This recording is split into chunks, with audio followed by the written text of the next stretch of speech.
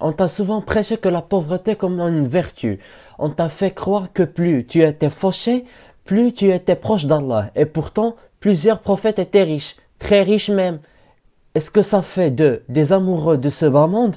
Ou est-ce qu'on t'a caché quelque chose? Reste jusqu'à la fin, car tu vas découvrir une vérité renversante. L'argent entre les mains des justes est un outil de transformation divine.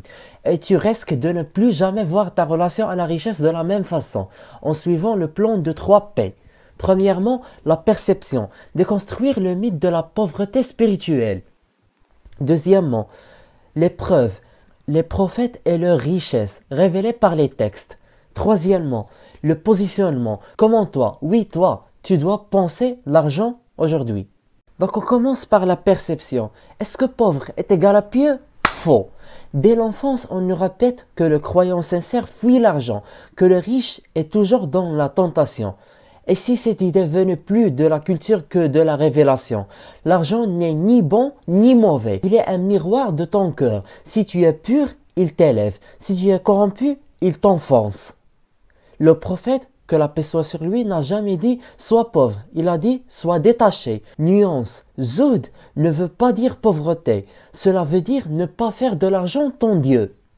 Voici ce que tu n'as jamais entendu dans un sermon classique. Sulayman, que la paix soit sur lui, roi d'un empire, trésor, armée, palais, Allah lui a donné une richesse qu'aucun autre l'aura. Daoud, que la paix soit sur lui, roi aussi, artisan, compétent, généreux, dirigeant, respecté. Ibrahim, que la paix soit sur lui, immense troupeau, serviteur, hospitalité inégalée. Youssouf, que la paix soit sur lui, Joseph, ministre des Finances de l'Égypte, stratège économique, gestionnaire de crise. Et prends ça, Mohammed, que la paix soit sur lui.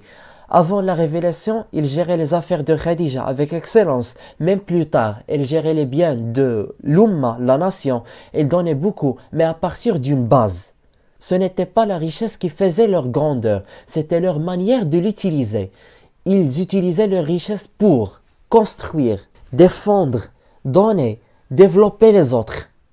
Alors ils étaient riches, sans être esclaves de cette richesse. Et toi, que dois-tu faire? Et si la pauvreté n'était pas ton destin, mais un test que tu peux transformer? Aujourd'hui, la nation a besoin de croyants forts et prospères, qui financent, qui créent, qui offrent des solutions. Tu n'as pas à choisir entre la foi et la richesse. Tu dois purifier ton intention, éduquer ton rapport à l'argent et chercher la bénédiction dans tes efforts. Voici ton plan. Cherche la science de la richesse. Lis, forme-toi, comprends. Crée de la valeur, vends, produis, aide, enseigne, construis. Protège ton cœur. Ne laisse jamais l'argent devenir ton maître. Sois généreux, donne, soutiens, investis pour le bien. Donne à ceux qui veulent faire le bien. Mais est-ce que tu veux vraiment être un vecteur de bien? Tu as vu aujourd'hui une face cachée de l'histoire des prophètes. Ils étaient spirituellement immenses et financièrement solides. Pas pour briller, pour servir. Si tu veux marcher sur leurs traces, ne fuis pas la richesse. Cherche-la avec pureté, utilise-la avec sagesse et deviens une lumière dans ce monde. Continue ta route ici. Les vidéos précédentes t'attendent. Elles vont compléter ce que tu viens de découvrir. Abonne-toi, active la cloche et souviens-toi, ta foi est plus forte quand elle sait aussi gérer le monde. À très bientôt.